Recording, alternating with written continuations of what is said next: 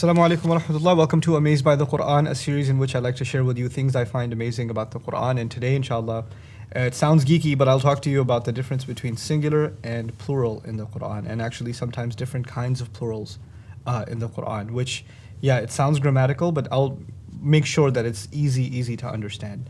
Our first case is actually a description of Judgment Day. Allah says about people who are lamenting on Judgment Day. They're about to be thrown into devastation. They didn't make it to heaven. And they're saying, فَمَا لَنَا مِن شَافِعِينَ وَلَا صَدِيقٍ حَمِيمٍ. We don't have people that are going to make a case for us. We don't have any friend that is intimate and close. Now in this language, the first group that they complain they don't have in their favor, on their side, is shafi'in, which is plural, people who will make a case for us. And then they say we don't have a single friend that is close to us. Sadiqin Hamim, an intimate, close friend. So they go from people who will make a case for us, which is plural, to a single friend, which is really powerful because, you know, if you ask around somebody, hey, what do you think of this person? They're all right, they're cool. You know, you can find lots of people that are okay with you. You know, they don't know you well enough and they seem like a good person. That's a shafi'. That's someone who came and said, yeah, you know what, you're not that bad. But then to find someone who's close and intimate and knows you deeply well and then cares about your well-being and stops and tries to plead on your behalf that please don't let him go into the hellfire and, you know, I'll vouch for him, etc. Those are not going to be a lot of people. There's not a single one, right? So the ones you tend to have many of, the plural is used. And the ones that are, maybe if you find one, even if you could just find one, that would mean a lot, the singular is used. So this is an immediate switch from the plural to the singular. It's very powerful and beautiful. فَمَا لَنَا مِن شَافِعِينَ وَلَا صَدِيقٍ حَمِيمٍ. And in doing so, Allah didn't just describe something that happens on Judgment Day. As a matter of fact, He described the nature of relationships.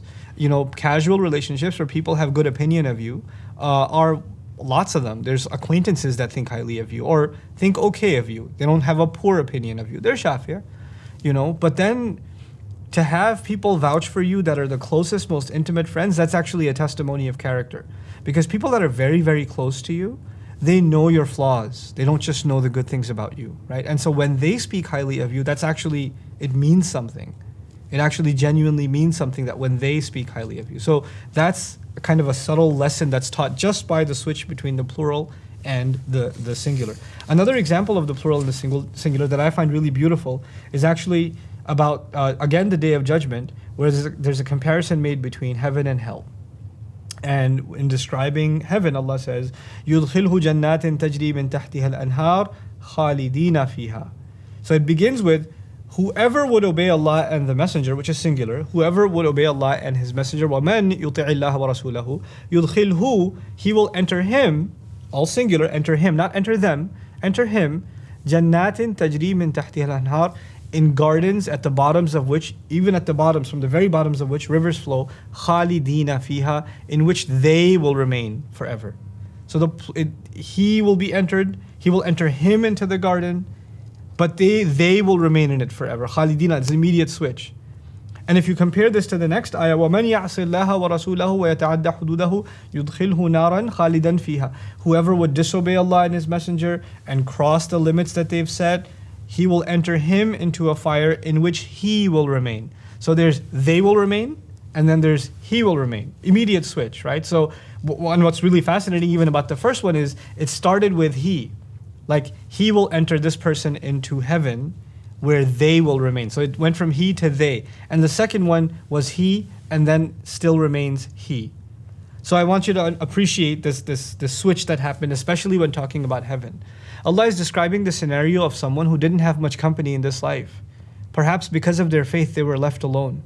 Perhaps because of their faith, everybody around them abandoned them. Their family disowned them. Their friends left away from them, you know. And maybe because even if they were around Muslims, they were the only one who took their Islam seriously or something. And as a result, they felt isolated. They felt pushed away from other people, you know. And these are people who did not let go of their commitment to good deeds and obedience to Allah and His Messenger, regardless of the pressure that came, regardless of the isolation that they felt.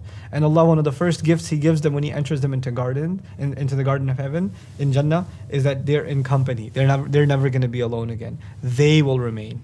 So Allah actually puts them in the plurality. He gives them a new family. He gives them company. Things that they lost out on, missed out on as a result of their Islam and as a result of their submission, subhanAllah.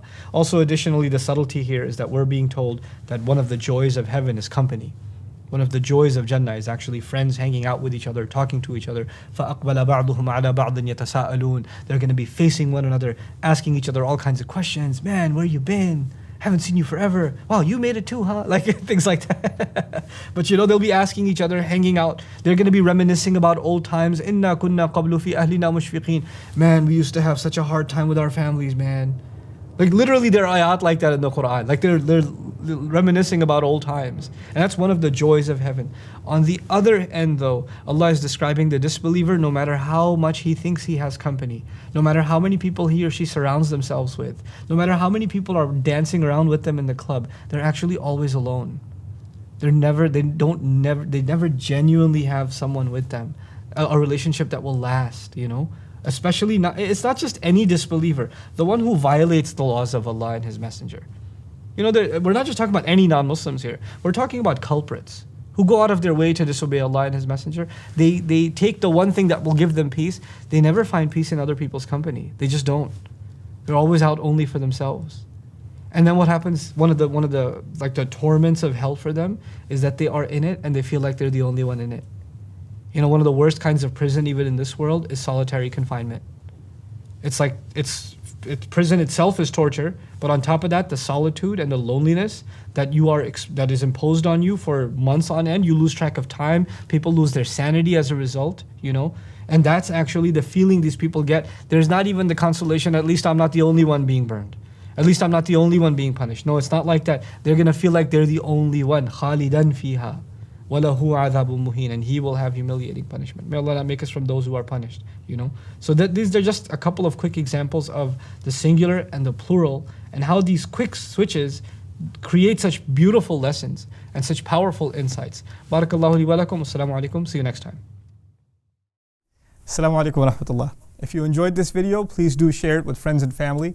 If you want to see more videos from this series, click on the box at the top. If you want to see other videos, click on the box at the bottom. And don't forget to hit the subscribe button. Thanks.